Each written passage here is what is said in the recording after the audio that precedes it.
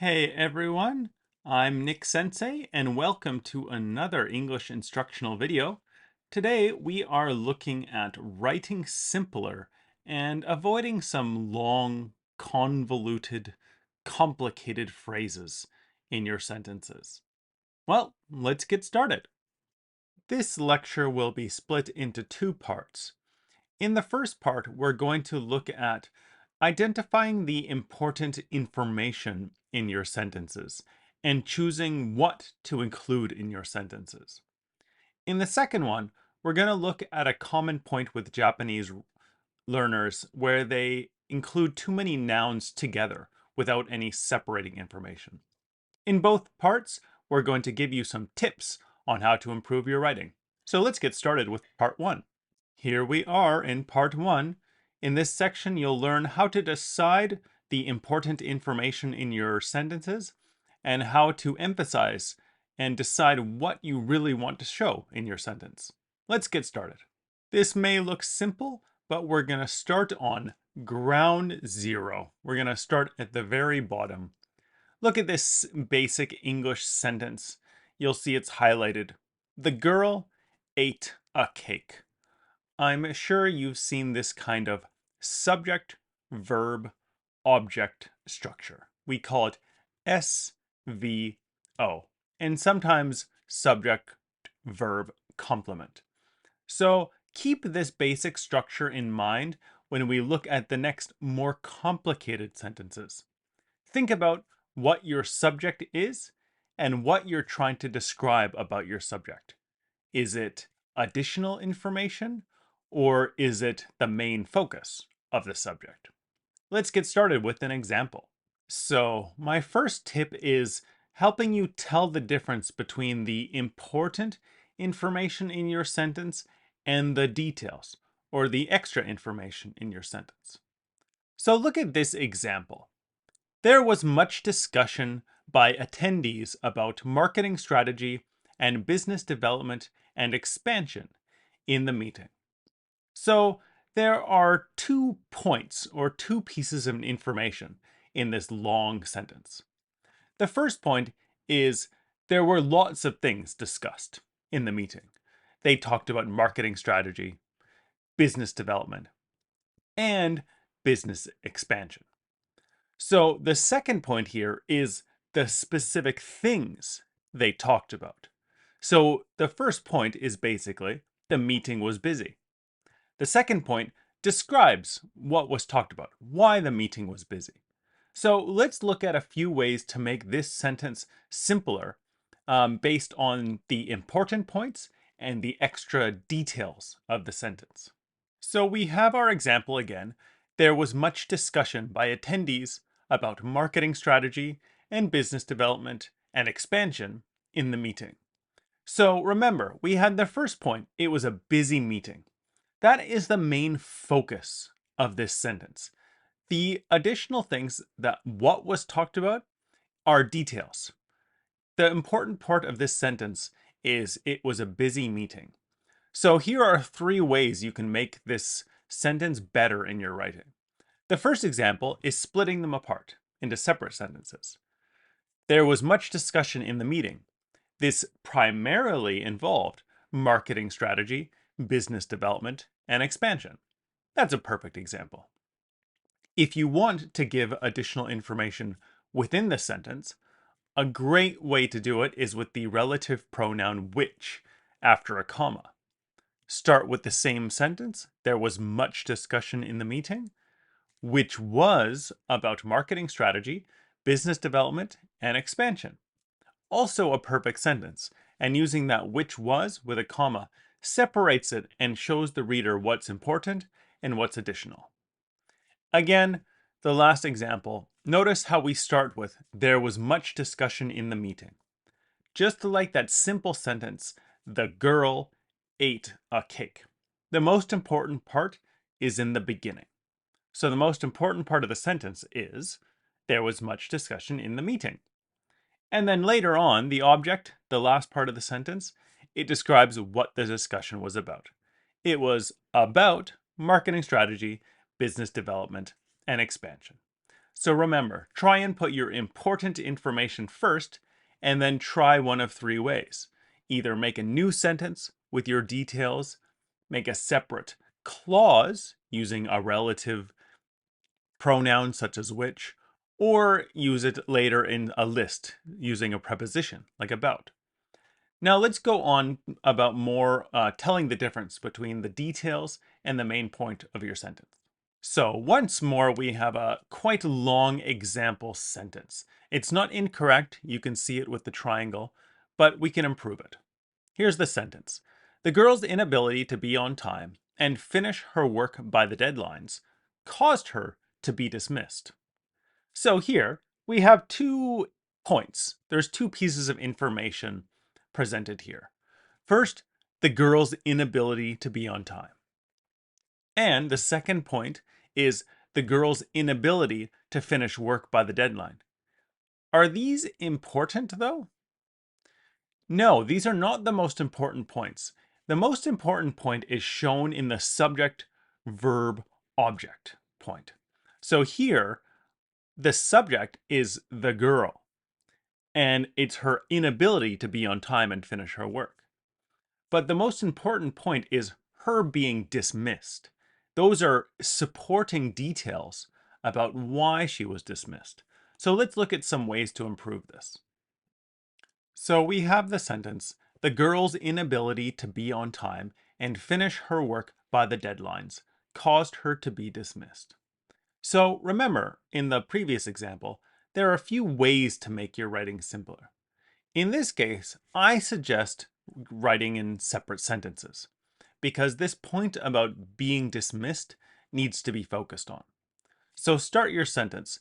The girl was dismissed for 2 reasons. We get this important point, the girl was dismissed, in the very first sentence. And then, for 2 reasons. We're going to give more information about why. And then we can make a simpler list. She was unable to be on time and did not finish her work by the deadlines. It gives emphasis by separating those 2 reasons from the first sentence describing that she was dismissed. So now that you've seen these 2 examples, let's go on to a few more examples to help you practice. We already looked at 2 examples with these rules, but here they are to remind you. As I said, remember, try to limit your supporting information in one sentence. Don't have lots of supporting information distracting from the main point of your sentence. If you want to include lots of supporting information, use Rule 2 and put it into a secondary sentence or a relative clause or other points I mentioned before. Let's go to some examples to help you keep practicing. So here's an example of Rule 1 in limiting your supporting information. Here's an example.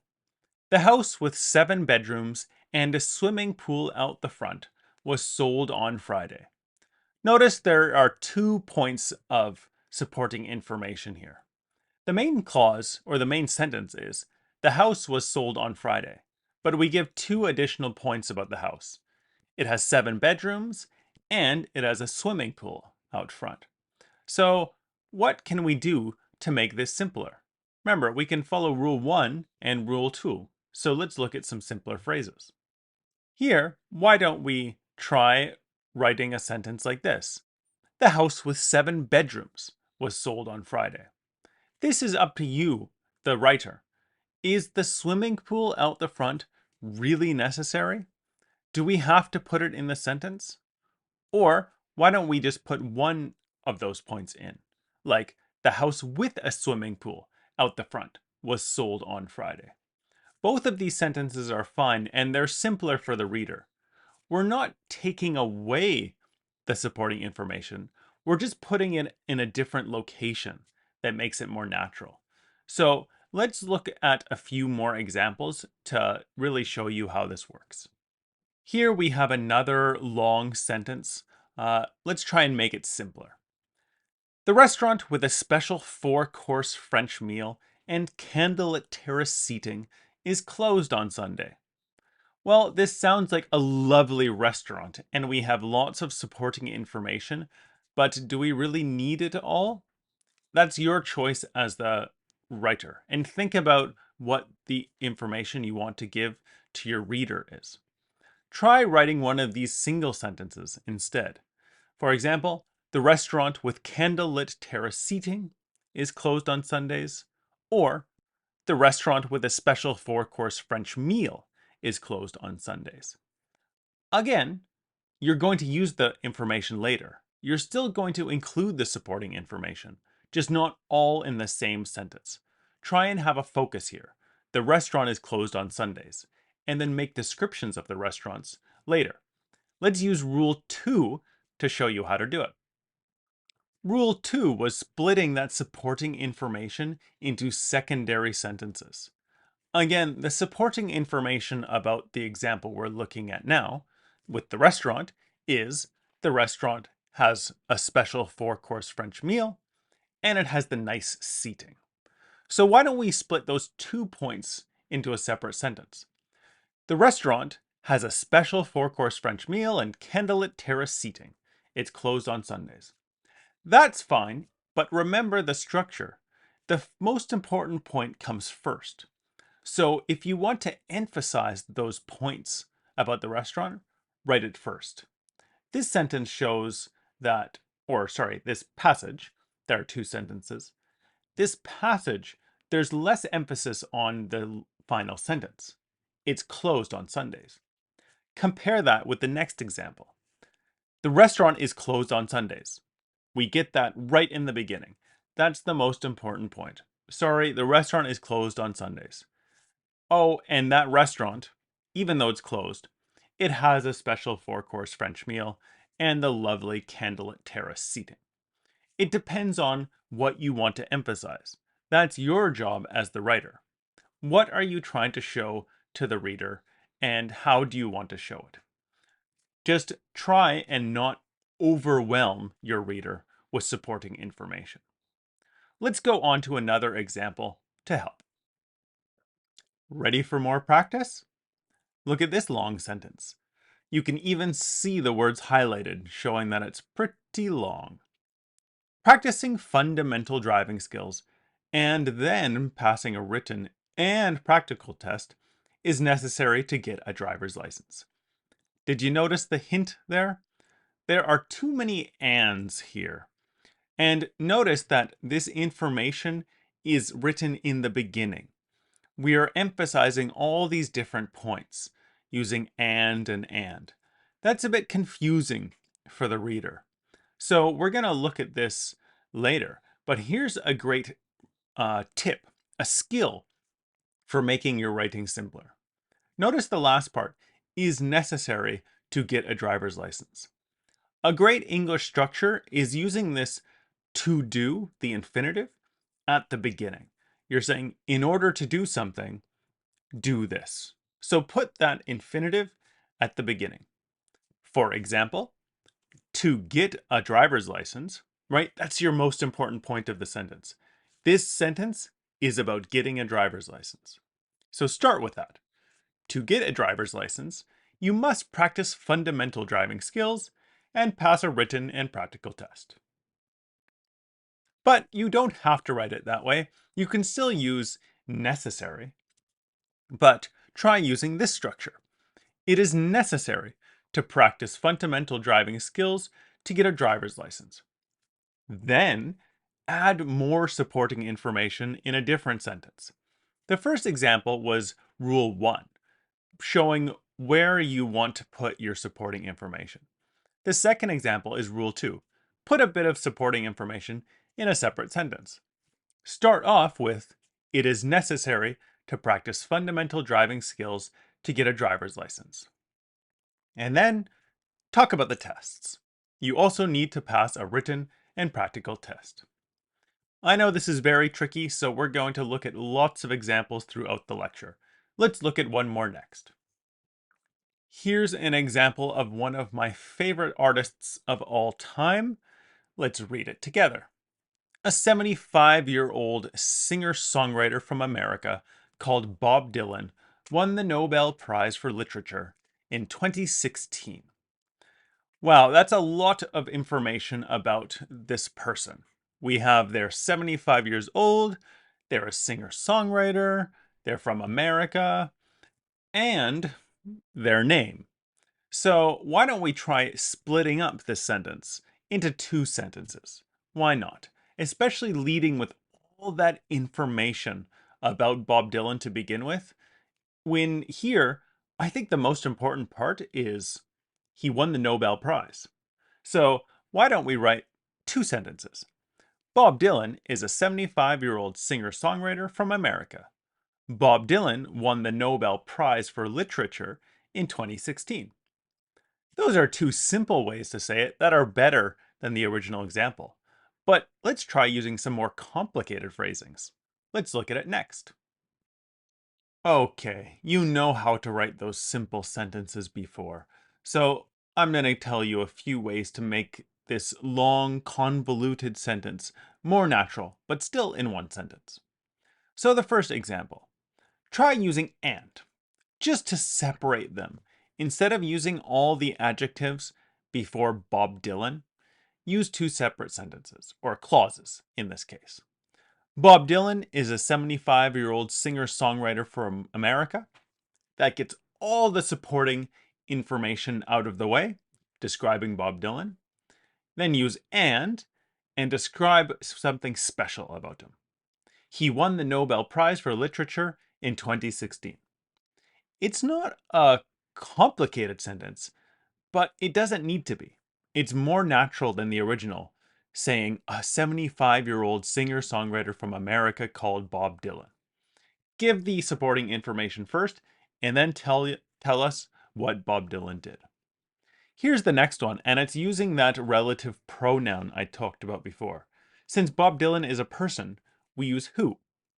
Bob Dylan won the Nobel Prize for Literature in 2016. Who is a 75-year-old American singer-songwriter. Personally, I would use the relative pronoun after the subject. Instead of writing Bob Dylan won the Nobel Prize for Literature in 2016, use who first. So Bob Dylan, who is a 75-year-old American singer-songwriter, won the Nobel Prize for Literature in 2016. That's my view. Much better. And finally, the last example. Try putting the supporting information in two places instead of all in the beginning. For example, the American singer-songwriter who won the Nobel Prize for Literature in 2016 was the 75-year-old Bob Dylan. You can even change it. For example, the 75-year-old American who won the Nobel Prize for Literature in 2016 was the singer-songwriter Bob Dylan. The most important point is splitting that supporting information. Let's look at one more example of doing this before we move on to the next part of the lecture. Okay, so we're back at looking at houses. Once more, we're selling one. So the sentence is, the house with 7 bedrooms, a theater room, and a swimming pool out the front was sold on Friday. Again, we're putting lots of supporting information about the house before the main point of the sentence, the main focus, which is the house was sold. So there are a couple ways to do this. Remember, you could use relative pronouns and use something like which. For example, the house, comma, which had 7 bedrooms, a theater room, and a swimming pool at the front, was sold on Friday. But here, why don't we try something more interesting? First, it's fun, depending on the situation, to use a question to introduce something. Think of this structure. Did you hear about? So this is not really a question. Using did you hear about is commonly used in English to tell someone something. So this sentence, did you hear about the house that was sold on Friday? The writer or the speaker is assuming the person did not know the house was sold. So they're using this question, did you hear about this, as a statement, sharing information. Similar to using right or isn't it? Those kind of questions to ask for confirmation. So after that introduction question, then you can give the supporting information. Talk about the house. It had 7 bedrooms, a theater room, and a swimming pool out the front. And the next one, you can try just putting one piece of supporting information in. The house with 7 bedrooms was sold on Friday. Of course, you can put any of the supporting information, but putting the house with 7 bedrooms, using 7 bedrooms first, that means that's the most important point of the house. Maybe it's more important than the fact the house had a theater room, more important than the house had a swimming pool. But we can still include that information after. Try this interesting phrase. It even had a theater room and a swimming pool out front. Both of these phrases, did you hear about, or it even had, or you can say there was even a theater room. Using those kind of adverbs, even or did you hear about, those are casual emphasis phrases. So use them appropriately. Okay, we've looked at longer sentence structure. Let's move on to part 2 of the lecture. This one is probably even more important than part 1, so I hope you enjoy and pay attention. This is all about putting your nouns together more naturally and using noun phrases in your communication. So let's start slowly and work up with an example. So I'm going to begin with a question. Is it okay to write International Disaster Reduction Strategy? You might see something like that before. Of course, you can already see the X, and it's not really natural in English.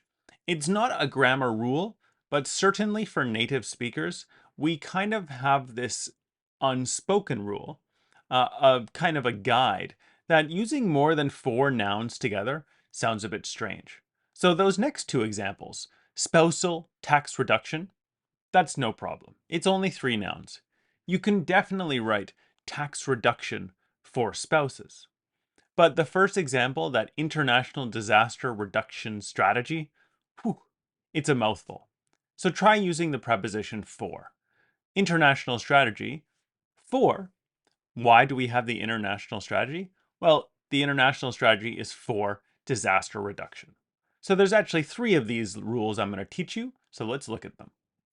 Here are those 3 tips I mentioned when you're connecting nouns. Number 1, we looked at it already. Try and limit yourself to less than 4 nouns together. Of course, there are always exceptions, and you might see this, but in general, this is a good rule to keep in mind when you're doing your own writing. Number 2, if you have to have more than 4 nouns to show your meaning, don't use them all together. Use a preposition, maybe. Or, if a preposition doesn't work, try using a verb. We're going to practice each of these separately, so let's practice rule 2 first. Okay, so we already see that the example here breaks rule 1. Prospective employee application process. That's 4 nouns. It's way too complicated. So what can we do to split this apart? Prospective employee application process. You can usually think of pairs of words, right? So it sounds like this application process, it's done because they want prospective employees. So a good law is bringing that application process, the last 2, to the front, and then choosing your preposition to connect them. For is used for the purpose of, or to do something specifically for a reason. So here, a good way to write it is application process for prospective employees. Here's another one. Wow, this one has 5 nouns. Small, 1 adjective, sorry. Small business, it's actually often used as a single noun together. Small business, same as medium-sized business. But here, small business chemical safety manual. So again, there are too many words here without anything connecting them. So as I said before, think of them as pairs.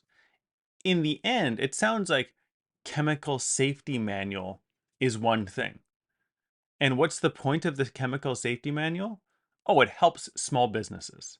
So let's put chemical safety manual first and use a preposition. Chemical safety manual for small businesses. That sounds good to me. Let's do another example to help you practice more. Here's another quick one. We have Japanese domestic tourism promotion. The Japanese trends, it's written fine in Japanese, but in English, putting all these nouns together sounds strange. So rule 3, if you can't find a good preposition to connect them, try using a verb instead. So a good tip is when you see words like promotion ending in tion. These kind of verb or nouns can often be changed to verbs very easily. So let's try this one. Promoting domestic tourism in Japan using a gerund. Adding ing to the end of the verb. Promotion, the verb is promote, so try promoting. Or earlier we had using the infinitive to do. We can use that in this example as well, or this type of phrasing when we have lots of nouns. Try the infinitive to promote Japanese domestic tourism. And here's one more example. Medical procedure evaluation program. Of course, we could have evaluation program for medical procedures. But anytime you see that tion, evaluation, just like promotion, we have the verb to evaluate. So you can also write this two ways. A program for evaluating medical procedures, or go ahead and use the infinitive, a program to evaluate medical procedures. They are both correct, it just depends on the context and your entire sentence. Here's one more quick example of this turning a noun into a verb to make your nouns more simple. So in this case, human resources development system. Of course, we could use the preposition for. System for human resources development. But just like we had that tion noun before, promotion or evaluation, we can make promote and evaluate. It's easy to churn these ment nouns into verbs as well. So why don't we use the verb form develop? Try system for developing human resources or system to develop human resources. Again, both of these are fine, the gerund for developing or the infinitive to develop. Same with the preposition, system for human resources development. Keep all of these in mind and you can mix them together to make your writing more interesting and use them in the proper spaces to make your writing more accurate. So now let's keep going and move on to some longer, more complicated examples. So let's keep practicing and remember, just right from the beginning of the presentation, focus on the meaning of your sentences. What is the most important point? And I'm going to give you a few ways to write your sentence another way, like a native. Even though yours might be grammatical, we'll try and give you a better way to say it that sounds more natural. Let's go on. So my first tip is using separate sentences, but don't use this repetition of the person. Often we don't need this description of the person. We know Tom's sister is a person. So the person studying seriously for her test and listening to music over there is Tom's sister sounds strange, especially because this additional information is first. There's a few examples in the textbook of ways to say this, but this is my favorite one. Use Tom's sister is over there. Right away, we know Tom's sister, that's who it is over there. We don't have anything about the person. After we describe Tom's sister, now we describe what she's doing. She's studying seriously for her test and listening to music. I love this example because it makes things simpler. We'll look at lots of examples like this. Let's quickly go to one shorter one, though, to practice those rules before. Okay, here's an example to make you jealous and hungry. We have this sentence. Guests who attended the exclusive dinner party were served delicious cuisine from all over the world. I think I've seen this sentence before in my own teaching. So, why is this wrong? It's not, but it gives a lot of extra information that can be separated. So, here there's 2 points. The guests attended an exclusive dinner party, and we also described the food at the party. So, why don't we separate these 2 points? First example. Guests who attended the party were served delicious cuisine from all over the world. Oh, it was a very exclusive dinner party. So these were lucky guests. That's doing it in one sentence. Or, sorry, in 2 sentences. You can also use it in this way. Guests at the exclusive dinner party were served a lot of food. Guests were served delicious cuisine from all over the world. That's very simple, using guests in both your sentences. How about this last one, though? This one emphasizes the exclusive dinner party compared to the first one, which emphasized the delicious cuisine. The dinner party was very exclusive, and the guests were served delicious food from all over the world. Just a simple comma and the conjunction and there. The dinner party was very exclusive, comma, and the guests. That makes a big difference, seeing the 2 important points in your writing. So try and use punctuation again and these types of conjunctions to split your meaning. Let's look at another example. Are you taking notes while you're watching this presentation? I hope so. And if you are, put a big star, write Nic Sensei's name, and tell yourself in these notes that it's very important. One thing should jump out at you, you should see it. You should see it very quickly in this example. Your sentence is, the importance of skill in reading, writing, and listening in second language acquisition should not be understated. There's a very important skill you need to learn. We mentioned earlier when you connect nouns, you don't want to have more than 4 nouns together. But it's very common when you see the preposition of, because it functions the same as no in Japanese. Read this first sentence again. The importance of skill in reading, writing, and listening. You see reading, writing, and listening. Those are gerunds, right? Read, write, listen. Add the ing, reading, writing, and listening. Those can often be used in front of a noun. So you see this importance of skill in reading, skill in reading. Well, why don't we use those gerunds as adjectives before the noun? Notice all of these sentences use this. Reading, writing, and listening skills. That is much, much better than saying skill in reading. Reading, writing, and listening skills are very important in second language acquisition. Of course, this is slightly different than should not be understated, but it has the same meaning. So if all of your sentences are very long, should not be understated, they have phrases like that, maybe you can make it simpler.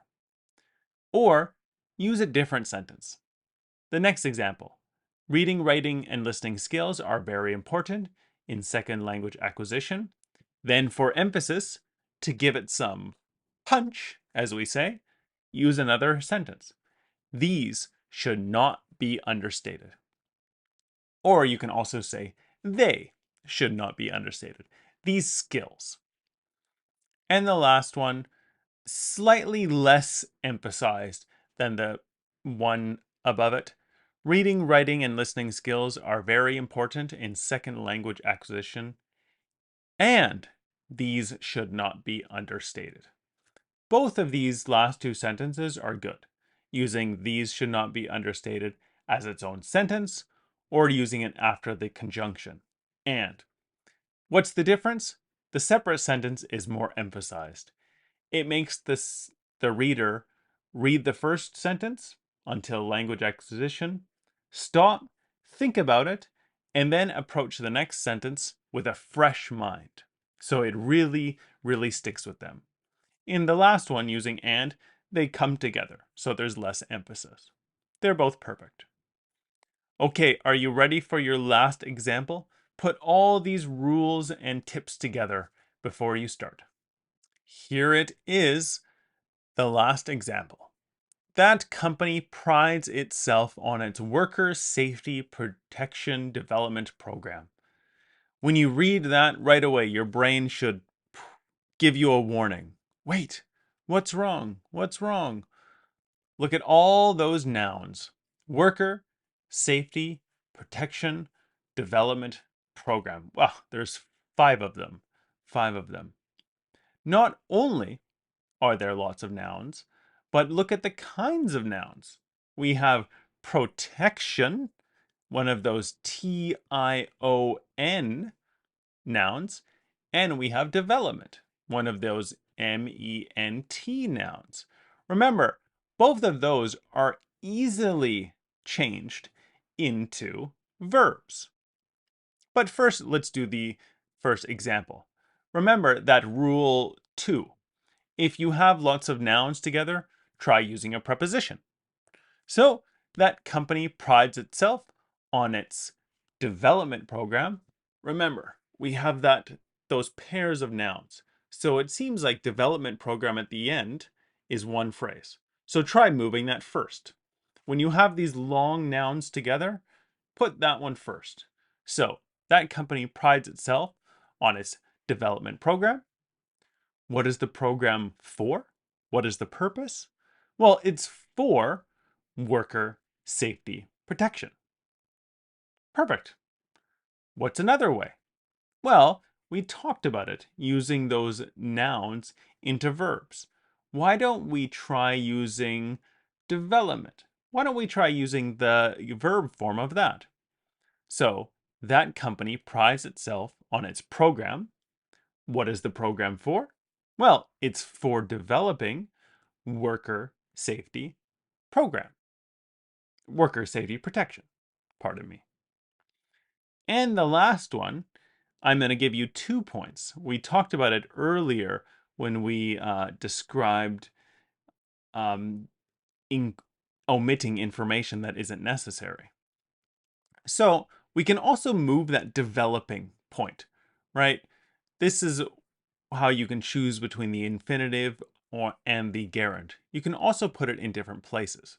So try putting that first. That company prides itself on developing a program for worker safety protection. Now here's a tip. You don't need protection. When I read a program for worker safety, that obviously means improving worker safety or protecting worker safety. So you don't really need it.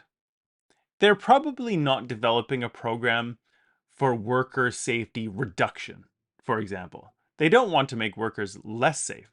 They want to make them safer. So just take out protection completely. That company prides itself on developing a program for worker safety.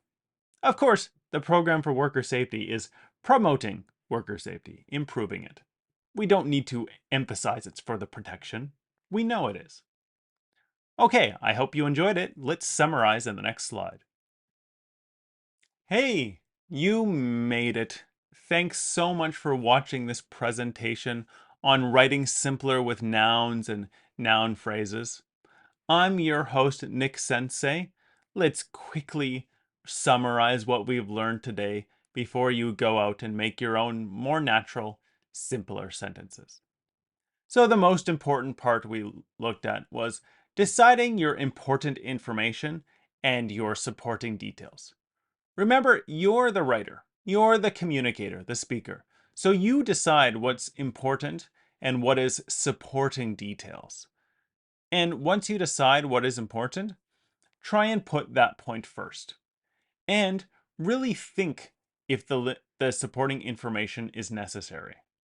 try not to put too much supporting information in one sentence.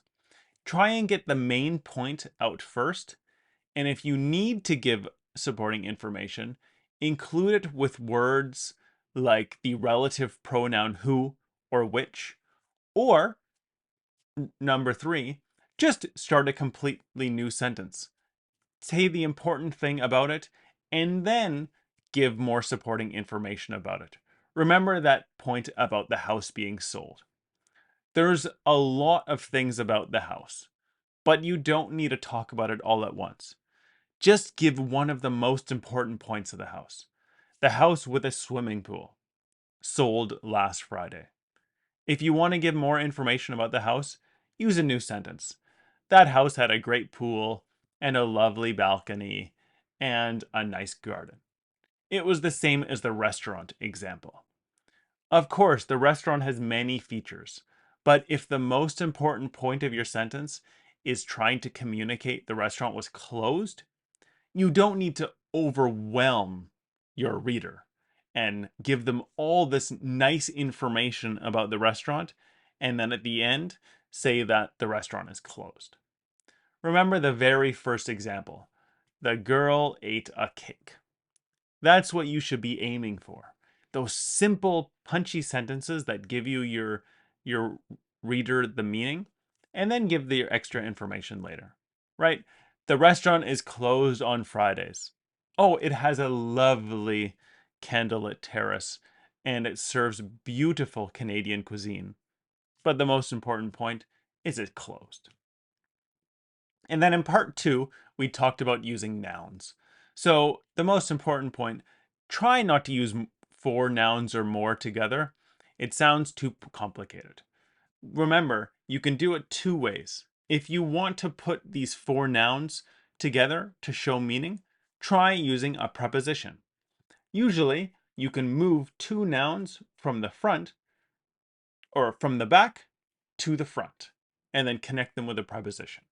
A common one is for, describing the purpose of something, a development program for worker safety, or an update program for information technology.